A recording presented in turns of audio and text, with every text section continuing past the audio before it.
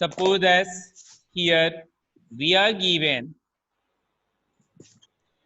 an electric dipole, ये हमें electric dipole दिया गया है और dipole A and B, dipole A B, dipole के जो दो पोल हैं ये दोनों पोल हमने ए बी कर दिया। इस यहाँ पर ए पर प्लस क्यू चार्ज है और यहाँ माइनस क्यू चार्ज है। जैसा कि हमें पता है कि dipole two equal and opposite charges से मिल करके बना होता है। इसके बीच का जो डिस्टेंस है यह डिस्टेंस बहुत ही स्मॉल है और यह डिस्टेंस हम लेकर के चल रहे हैं 2a है, 2a लेकर के चल रहे हैं। मीन्स सेंटर से हाफ डिस्टेंस a है और सेंटर के बाद यह जो दूसरा हाफ डिस्टेंस है यह भी स्मॉल a है। सेंटर से स्मॉल r डिस्टेंस पर यहाँ पर कोई पॉइंट P है चाहे पॉइंट C है जहां हमें रिजल्टेंट इलेक्ट्रिक पोटेंशियल की वैल्यू फाइंड करना है। ध्यान दोगे, पहले हमारा एम क्या है, एम आप लोग समझ लो। अभी तक इस चैप्टर में जितने भी टॉपिक पढ़े हैं उन सब में जो है कि यही सबसे इम्पोर्टेंट टॉपिक है, यही पहला टॉपिक आप कह सकते हो और ये जो है कि इम्पोर्टेंट टॉपिक है। तो हमें इस सिस्टम के कारण, इस सिस्टम जो कि दो चार्जेस से मिलकर के बना है, इसके कारण पॉइंट सी पर इलेक्ट्रिक पोटेंशियल की वैल्यू हमें फाइंड करना है। तो हमने पढ़ लिया है कि electric potential due to a system of charges is given by the algebraic sum of electric potential due to individual charges, that is resultant potential at a point due to charges q1 q2 q3 dot dot is given by v is equal to v1 plus v2 plus v3 plus dot dot। ये topic हमने पीछे पढ़ा है system of charges के कारण किसी point पर electric potential की वैल्यू फाइंड करने के लिए। अब हम ये डिस्टेंस हम लेकर के चल रहे हैं कि यहाँ सेंटर से यहाँ जो पॉइंट C है, इस पॉइंट C का जो डिस्टेंस है स्मॉल r है और यह डिस्टेंस, ये जो वेक्टर r है, ये सपोज एस r है, यह डाइपोल मोमेंट से, जो डाइपोल मोमेंट का डायरेक्शन माइनस से प्लस की कितना एंगल फॉर्म कर रहा है, यह suppose S theta angle form कर रहा है। तो ये थीटा एंगल फॉर्म कर रहा है, तो ये r सेंटर से डाइपोल मोमेंट से थीटा एंगल फॉर्म कर रहा है और यहाँ पर हमें इलेक्ट्रिक पोटेंशियल की वैल्यू फाइंड करना है। सपोज एस यहाँ से यह प्लस क्यू चार्ज से पॉइंट सी का जो डिस्टेंस है यह डिस्टेंस r1 है और पॉइंट सी का इस पॉइंट बी से जो डिस्टेंस है यह डिस्टेंस r2 है।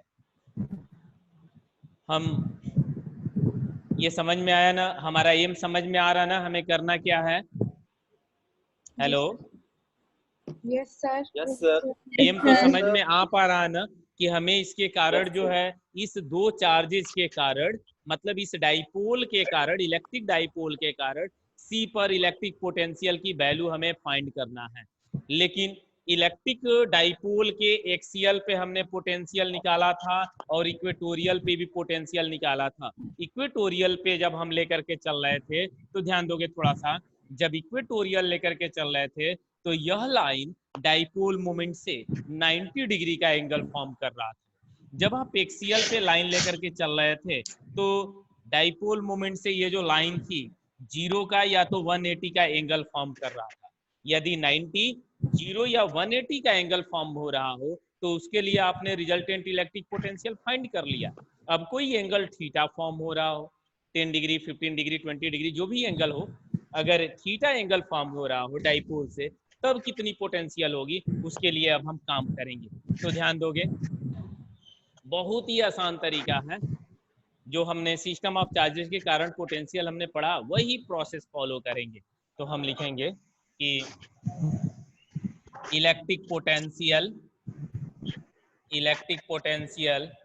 Eight point C, electric potential at C due to plus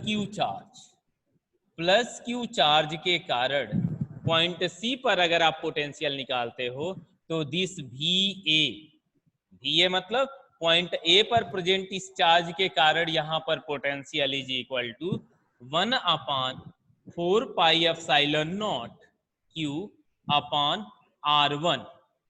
potential का यही फार्मूला होता है ना, किसी पॉइंट चार्ज के कारण किसी पॉइंट पर electric potential V is equal to 1/4 pi epsilon naught Q by R। इसे हम इक्वेशन 1 कंसीडर कर ले रहे हैं। Similarly,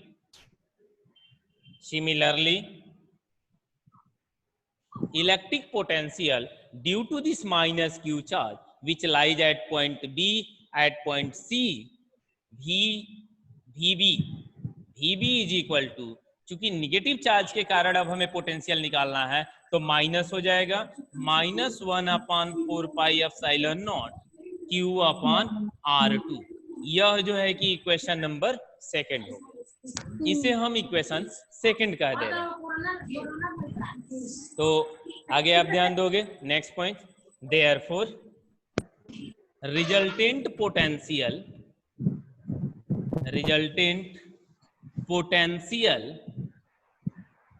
due to given dipole at point C V is equal to VA प्लस VB। This is equal to VA की value put कर देंगे, क्या हो जाएगा Q upon 4 pi epsilon naught, दोनों में कॉमन है, कॉमन ले लो, Q upon 4 pi epsilon naught, बचेगा क्या 1/R1 माइनस 1/R2। ये रहा इक्वेशन नंबर थर्ड। यहां तक तो समझ में आ गया ना।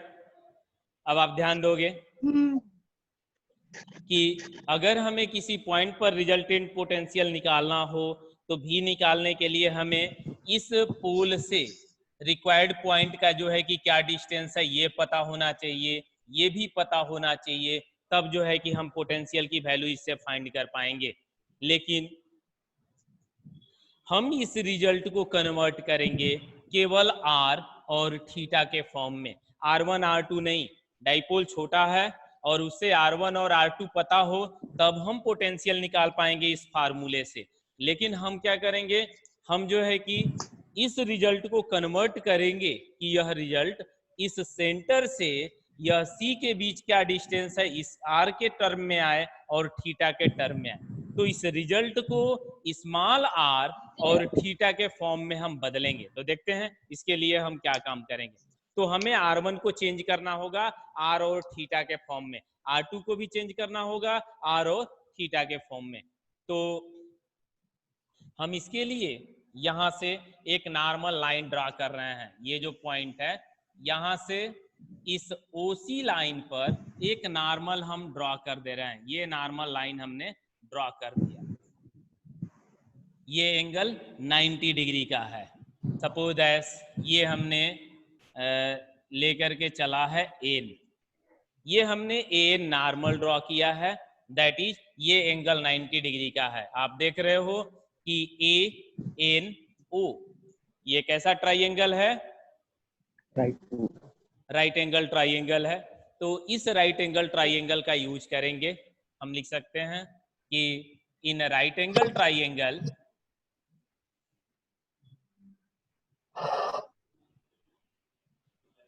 in right angle triangle ANC right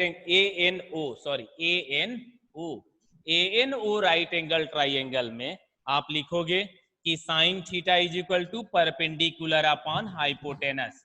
sign theta is equal to perpendicular की जगह पे आ जाएगा AN और अपॉन हाइपोटेनस मींस AO, तो ये हो जाएगा AO। तो this implied as AN is equal to आप लिख सकते हो कितना हो जाएगा, AN is equal to AO की value A sine theta.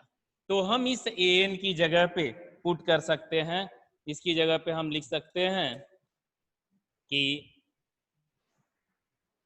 A sine theta. और आप ध्यान दोगे अब हम सिमिलरली यह लिख सकते हैं कि cos theta is equal to cos theta is equal to base upon hypotenuse. Base की जगह पे ON हो जाएगा और हाइपोटेनस की जगह पे OA हो जाएगा, OA की जगह पे A, या this imply that ON is equal to A cos theta लिखा जा सकता है ना। तो ये हम लिख सकते हैं ON की जगह पे कितना, A cos थीटा। मुझे उम्मीद है यहां तक समझ में आया होगा। और ये जो A cos थीटा है केवल यहीं तक का डिस्टेंस है, यह डिस्टेंस है।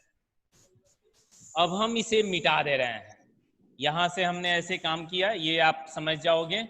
अब हमें R1 और R2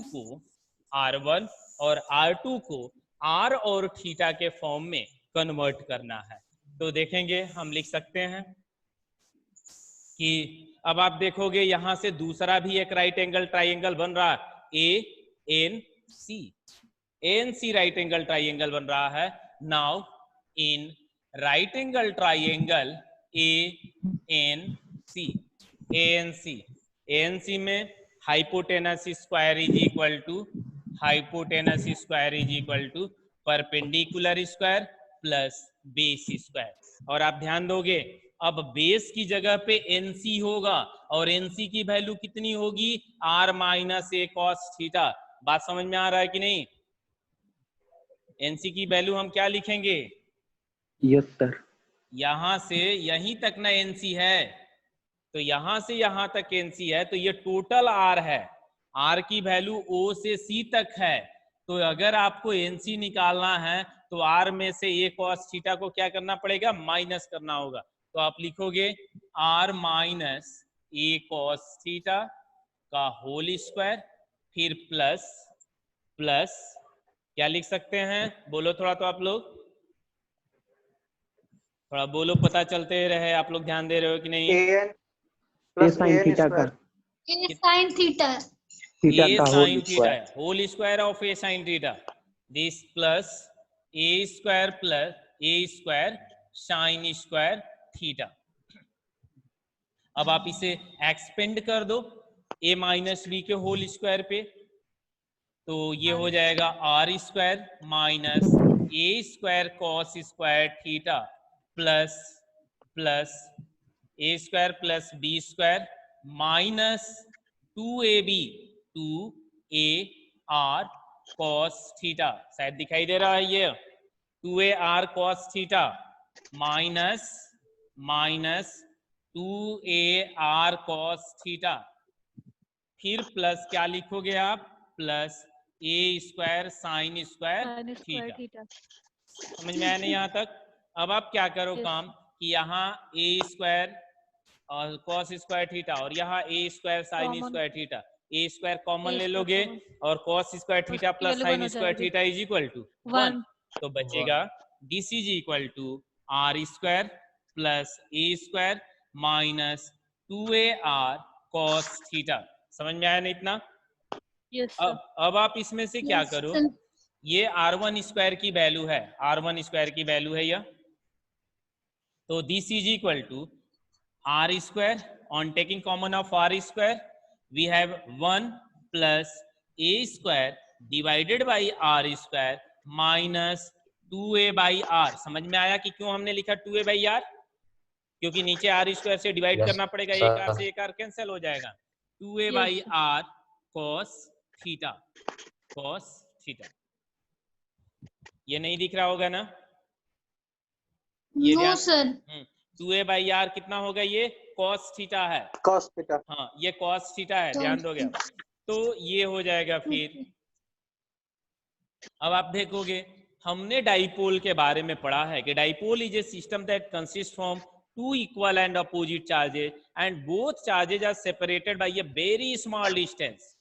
तो A की वैल्यू बहुत ही कम है और R बहुत बड़ा है। अगर R के कंपैरिजन में A बहुत छोटा हो तो A का स्क्वायर करोगे और स्मॉल हो जाएगा, और उस स्मॉल वैल्यू में बड़ी वैल्यू से डिवाइड करोगे वो और स्मॉल हो जाएगा। दैट इज हम A square upon R square को क्या कर दें, निग्लेक्ट कर दे रहे हैं, इसको हम निग्लेक्ट कर दे रहे हैं, ये हो गया निग्लेक्ट।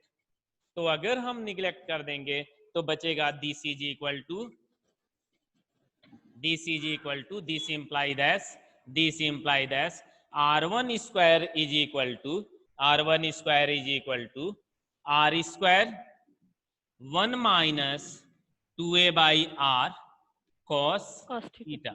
और ध्यान दोगे एक लाइन और हम कम करना चाह रहे हैं, स्क्वायर हटाना चाह रहे हैं, हटा दे रहे हैं यहीं पे, स्क्वायर को हमने हटा दिया, तो जब स्क्वायर हटाया तो ये हट जाएगा और इधर का पावर कितना हो जाएगा 1/2। समझ में आया ना? ये समझ में आ रहा है क्या लिखा हमने? ये हमने लिखा है 1/2। अब आप ध्यान दोगे, अब ये वाला जो टर्म है इस टर्म को बाइनोमियली हम एक्सपेंड करेंगे। On expanding this term binomially, on expanding binomially, binomial theorem का यूज आपने जो है क्लास 11th में बार बार किया है और उम्मीद है कि बाइनोमियल थ्योरम आप अच्छे से याद भी किए होंगे। बाइनोमियल थ्योरम की बार बार हमें ऐसे जगह पे जरूरत पड़ रही है, तो जब आप इसे एक्सपेंड करोगे तो रिजल्ट हो जाएगा R1 is equal to R, binomial theorem होता है 1 plus minus x to the power n is equal to 1 plus minus n minus 1 x square upon factorial 1 dot dot ऐसे जो है कि आगे बढ़ते जाता है। तो ये हो जाएगा result 1 minus x 1 minus n x, n की जगह पे कितना है 1/2 और फिर बचेगा 2a by r cos theta. और फिर जो हायर टर्म्स होंगे अगले टर्म में ये स्क्वायर होने लगेगा और ये हायर टर्म फिर हम निगलेक्ट कर देंगे। यहां देखोगे आप ये 2 से जो है कि यह 2 कैंसल आउट हो जाएगा, बचेगा कितना, ये हो जाएगा 1/r is equal to this. एक सेकेंड, इसे हम ऐसे हम लिख दे रहे हैं। हम अपने रिजल्ट को ध्यान में रखें कि हमें कैसी वैल्यू पुट करना है। हमें चाहिए 1/r1 की वैल्यू, तो ये तो r1 की वैल्यू है, हम इसे 1/r1 के फॉर्म में लिख दे रहे हैं, तब एक्सपेंड कर दे रहे हैं 1/r1 is equal to 1/r, और ये क्या हो जाएगा 1 minus 2a by r cos theta का पावर कितना -1/2। माइनस क्यों? क्योंकि अब हम ये 1/r1 लिख रहे हैं, क्योंकि हमें यहाँ पर वैल्यू पुट करना है 1/r1, इसलिए हम ऐसा लिखे हैं। अब आप इसे बाइनोमियल थ्योरम से एक्सपेंड करो और डायरेक्ट हम एक्सपेंड करके लिखेंगे, रिजल्ट हो जाएगा 1/r1 is equal to 1/r। ध्यान दोगे आप लोग, यहाँ पे ये दिखाई तो नहीं दे रहा होगा ना, लग रहा नहीं दिखाई दे रहा होगा, तो 1/r1 is equal to 1/r, 1/r, और हम लिख सकते हैं, लिखा जा सकता है यहाँ पे -1/2, तो ये माइनस इस माइनस को प्लस कर देगा और ये 2 से 2 कट जाएगा, 1 प्लस a/r, 1 प्लस a/r। नहीं दिख रहा ना ये? ठीक है, हम ऊपर लिख देंगे एक बार, नहीं दिख रहा सर। हाँ ऊपर हम लिख देंगे एक बार और इस रिजल्ट को लिख देंगे a/r cos थीटा। ये रिजल्ट हो गया इक्वेशन नंबर 4। ये जो रिजल्ट आया है, यह रिजल्ट आया है कि 1/r1 is equal to 1/r1 is equal to, दिख रहा ना इस बार? फिर आप लोग स्क्रीनशॉट लोगे तो उस समय सुविधा होगा। ठीक है, यहाँ पे हम लिखते हैं, अब ध्यान दोगे, अब आगे हम इसे मिटा करके चलते हैं, मिटा दे रहा हूं इसे, अगर स्क्रीनशॉट लेना हो तो आप ले सकते हो, तब फिर हम आगे चलें।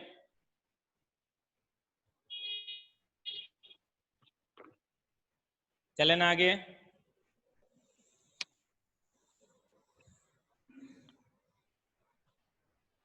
तब आप ध्यान दोगे दिस इम्प्लाई दैट रिजल्ट आया है 1/r1 is equal to 1/r in bracket 1 plus a/r cos theta का पावर कितना है, पावर कुछ नहीं है, और ये रहा इक्वेशन नंबर 4।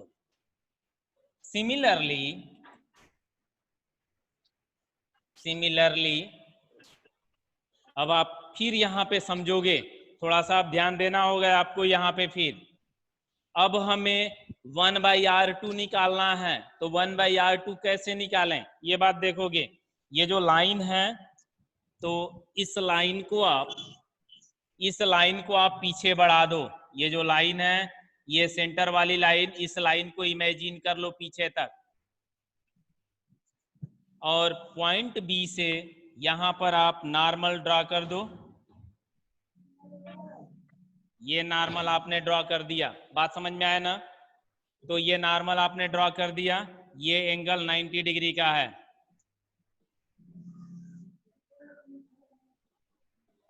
ये एंगल 90 डिग्री का है। इस पॉइंट को आप नाम दे दो एम। अब आप ध्यान दोगे, जब यह एंगल थीटा है तो यह एंगल भी थीटा होगा ना। Yes sir. तो यह एंगल भी थीटा हो गया। और आप देखोगे ये जो साइड हो जाएगा ये ए साइन थीटा होगा, ए साइन थीटा। और ये जो डिस्टेंस होगा यहां से यहां तक, जो डिस्टेंस होगा एम तक, ये हो जाएगा ए कॉस थीटा, ए कॉस थीटा, ए कॉस थीटा। मुझे उम्मीद है एकदम समझ में आ रहा होगा। ये इस राइट एंगल Yes, ट्राइंगल में। अब आपको जब R2 निकालना है तो देखोगे कि BMC ये पूरा जो है कि राइट एंगल ट्राइंगल है, और जिसमें यह MC जो है बेस का काम करेगा, यह परपेंडिकुलर का काम कर रहा, ये हाइपोटेनस का काम कर रहा BC। अब इसमें आप देखोगे कि पिछले केस में यह जो है बेस का काम कर रहा था NC। अब ये जो है कि बड़ा हो गया, आर में से हमें एक कॉस थीटा माइनस करना पड़ जा रहा था, लेकिन इस केस में हमें आर में एक कॉस थीटा ऐड करना पड़ेगा। बात समझ में आया नहीं? यह तो इस बार हमें ऐड करना पड़ेगा, तो यही माइनस की जगह पे प्लस होगा, और प्लस करके जब आगे चलोगे तो ये प्लस आएगा और ये भी प्लस आएगा और ये प्लस आएगा, और जब आप बाइनोमियली एक्सपेंड करोगे तो यह प्लस आते जाएगा और यहाँ पर क्या आ जाएगा, माइनस आ जाएगा। तो डायरेक्ट हम रिजल्ट लिख रहे हैं कि similarly 1/r2 is equal to 1/r in bracket 1 minus a/r cos theta. ये रहा इक्वेशन नंबर 5। अब हम क्या करेंगे, 4 और 5 से जो वैल्यू है 1/r1 और 1/r2 का पुट कर देंगे इक्वेशन नंबर 3 में। That is on using equation 4 and equation 5 in equation number 3। Equation 4 और 5 का यूज कर दे रहे हैं इक्वेशन नंबर 3 में। अब हम 3 को मिटा दे रहे हैं, तो इसे अगर हम मिटाएंगे और रिजल्ट लिखेंगे, हो जाएगा V is equal to, this implies that V is equal to Q upon 4 pi epsilon naught और 1/r1, 1/r1 की वैल्यू ये है, हो जाएगा कितना, ब्रैकेट ओपन करो तो ये होगा 1/r plus a/r square cos theta minus 1/r2, तो minus 1/r minus 1/r, minus से ब्रैकेट ओपन करेंगे प्लस कितना हो जाएगा, a/r स्क्वायर, इससे भी ब्रैकेट ओपन करना, a/r स्क्वायर cos थीटा। अब देखो यह 1/r और 1/r ये कैंसल आउट हो जाएगा, बचेगा क्या, v is equal to a cos theta by r square, a cos theta by r square plus के साथ, तो हो जाएगा 2a cos theta by r square. तो q हम लिख सकते हैं 1/4 pi epsilon naught 2qa cos theta by r square. अब आप ध्यान दोगे यहाँ पर 2qa को क्या लिख सकते हैं हम, नहीं बोल रहे हो आप लोग, डाइपोल मोमेंट लिख सकते हैं, हाँ डाइपोल मोमेंट P लिख सकते हैं। तो this is equal to result हो जाएगा 1/4 pi epsilon naught P cos theta upon कितना, r स्क्वायर। ये रहा एट एनी पॉइंट पर ये रिजल्ट रहा। अब आप लिख सकते हो, फाइनल रिजल्ट हम लिख दे रहे हैं कि this imply that resultant potential V is equal to 1/4 pi epsilon naught. दिख रहा है ना ये 1/4 पाई एप्सिलॉन नॉट P नहीं cos सर, थीटा नहीं दिख रहा है। Upon R square. ये रिजल्ट रहा डाइपोल के कारण एट एनी पॉइंट पर पोटेंशियल के लिए ये रिजल्ट रहा। आप इसे याद रखोगे। यहाँ पे मैं लिख रहा हूं फिर से रिजल्ट को।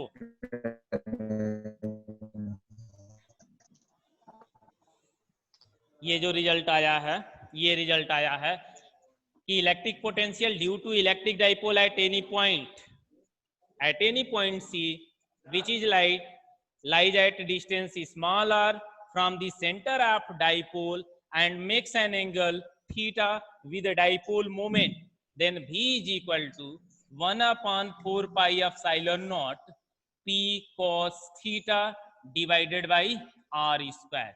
ये जो है कि इलेक्ट्रिक पोटेंशियल के लिए रिजल्ट रहा। अब इसको वेक्टर फॉर्म में लिखना है। तो आप कहोगे कि पोटेंशियल तो स्केलर क्वांटिटी है, इसको वेक्टर फॉर्म में कैसे लिखा जाए? आप सोचोगे और बतलाओगे किसे वेक्टर फॉर्म में कैसे लिखें।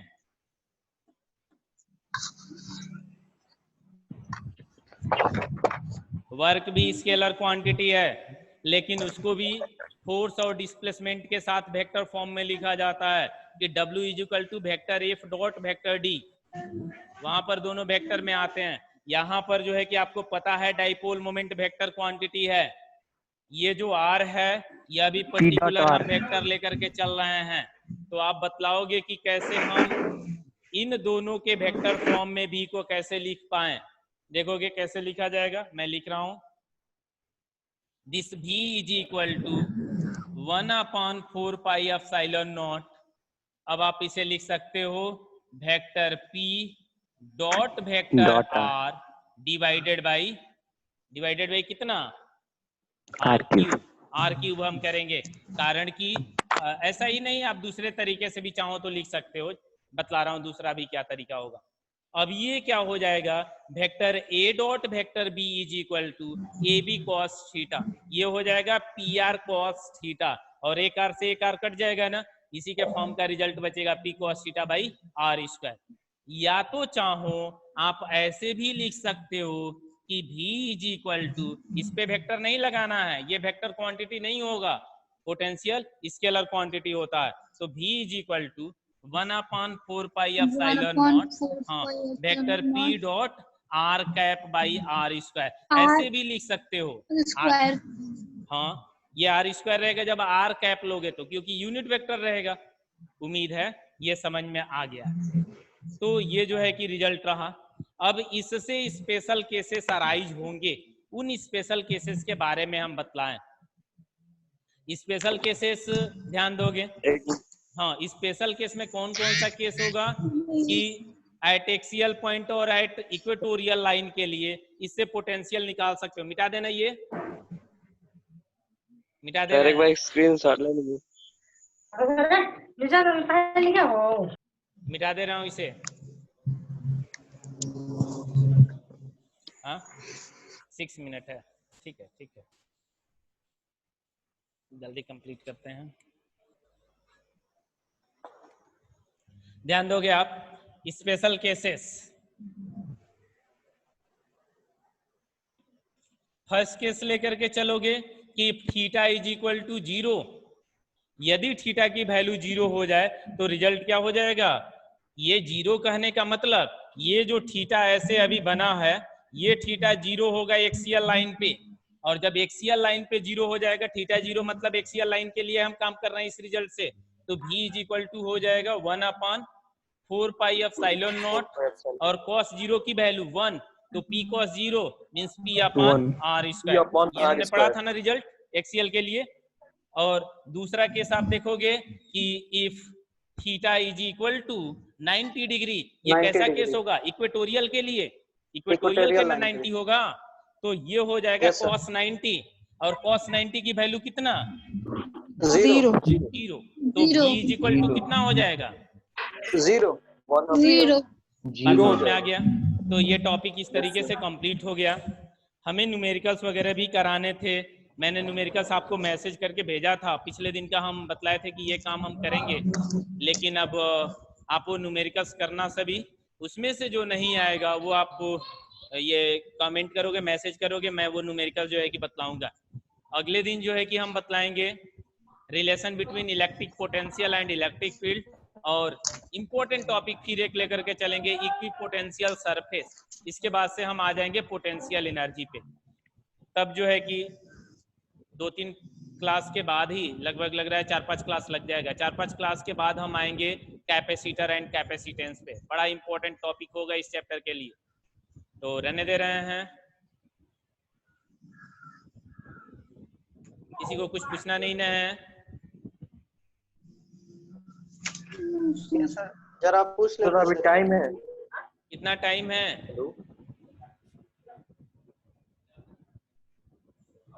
सर इसमें शो करता होगा। हाँ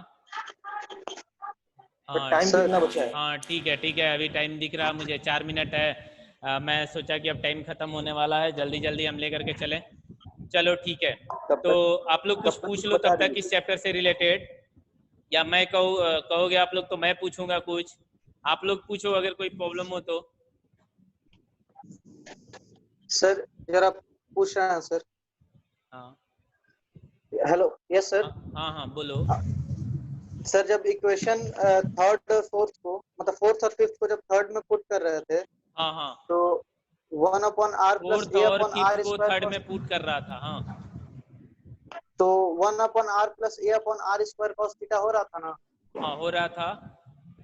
तो ये a अपॉन r स्क्वायर कैसे हो जा रहा था? अच्छा देखो, ब्रैकेट के बाहर 1/r है क्या? ब्रैकेट के हाँ बाहर था सर। 1/r, ब्रैकेट में 1 माइनस a/r cos थीटा, हाँ ऐसा था क्या रिजल्ट? ठीक सर, हो गया ब्रैकेट हो गया। ओपन करोगे तो r स्क्वायर हो जाएगा। इतना प्रॉब्लम। Thank you sir. और किसी को कोई प्रॉब्लम? तो ठीक है, और अब आप ध्यान दोगे, अभी तक हमने जो पढ़ा उसमें जो है कि कई फार्मूले अब आपको याद रखने होंगे।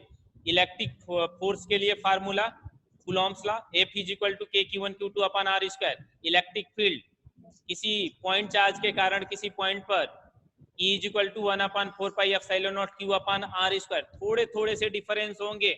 फिर डाइपोल के कारण एक्सियल पे इलेक्ट्रिक फील्ड 1/4πε0 2p/r3। इक्वेटोरियल पे कितना हो गया था आप देख लोगे कि 1/4πε0 कितना आया था, p/r3। फिर जो है कि इलेक्ट्रिक डाइपोल के कारण एट एनी पॉइंट पर, फिर गॉस थ्योरम, इसके बाद से गॉस थ्योरम के एप्लीकेशन के जितने फार्मूले हैं, रिजल्ट हैं, सब आप याद रखोगे। और इसके बाद से इस चैप्टर में पोटेंशियल, पॉइंट चार्ज के कारण किसी पॉइंट पर पोटेंशियल, और इसके बाद से जो है कि किसी डाइपोल के कारण, किसी सिस्टम के कारण, जिसमें हमने एक डाइपोल लेकर के चला, और डाइपोल के कारण एक्सियल पर इलेक्ट्रिक पोटेंशियल, और इस डाइपोल के कारण इक्वेटोरियल पर पोटेंशियल को हमने लेकर के चला। तो रहने दे रहे हैं, ठीक है, अगले दिन पढ़ेंगे। Okay, yes sir.